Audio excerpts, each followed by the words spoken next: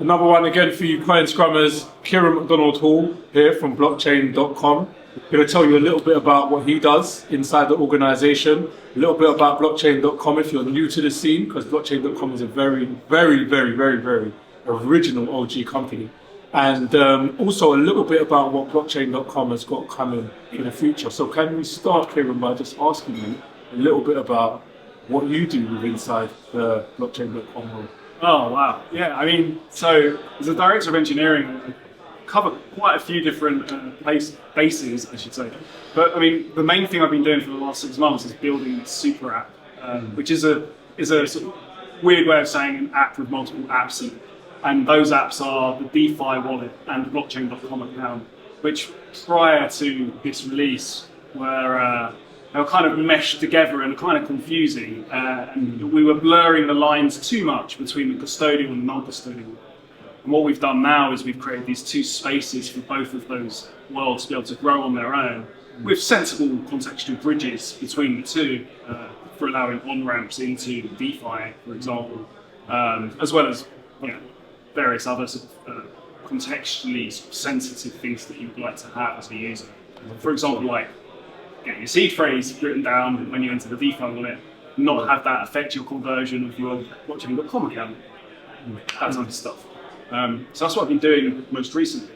And then generally, I talk to people, I try and organise the processes and the structure of the company and stuff like that. Okay, great, wonderful. And when can we look forward to that super app? When is it? Is it already released or? So on Android, go ahead and get it. And on iOS, try and get it, and you've got a 60% chance of it being you because we're rolling it out, and so probably by the end of the week it'll be 100% on both platforms. Wonderful. And for developers out there as well, right? Is there a way for developers to contribute some, or is there any bounties going on for the super app, especially because it's pretty new? I mean, there's no bounties, but it's an open source wallet. So you can, by all means, go and look at the source code and check that we're not doing anything nefarious, etc. And you can, if you wish to, you can submit pull requests, which we can review and bring into our database as well. Okay, wonderful. Okay, Kieran, so can you tell us a little bit about what blockchain.com has got coming up? Because I know we've got the super app and we're definitely going to be excited for that. So what other stuff have you got coming in the pipeline? Yeah, so the super appers have given us the space now to really expand our DeFi offering and our on-chain offering. Because before, like I was saying, those two things were blurred with the custodial world. And so now we can do some really cool stuff. So we're going to be releasing the DEX, which will be inbuilt. We're going to have a very native API-driven dApp Explorer, so you can connect directly to dApps in a really seamless way.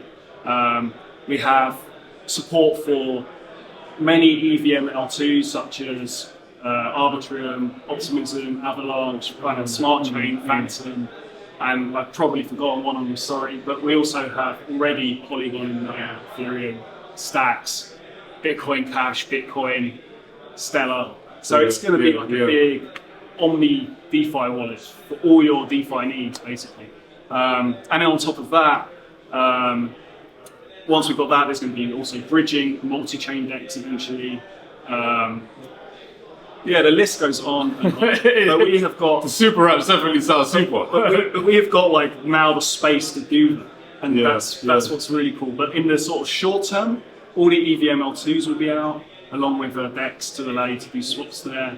And then after that, it will be like a native dApp Explorer with instant connection to these dApps. It's just a much more seamless way than you get currently on some competitors' wallets, which I won't mention. And given that as well, obviously, especially because I'm pretty much in with Bitcoin L2s all the time, right? Yeah. Is there a plan to support a lot more Bitcoin L2s as well? Because I know obviously the first concentration is EVM L2s, right? Sure. But when we're talking about, let's say what's happened recently with ordinals and everything else, every kind of institution now is wondering what's going on with Bitcoin L2. So is there a plan to kind of work with those pretty soon? I mean, watch the space, because I can't say yes or no. Simply because, roadmaps can change, especially when you're a tight in time.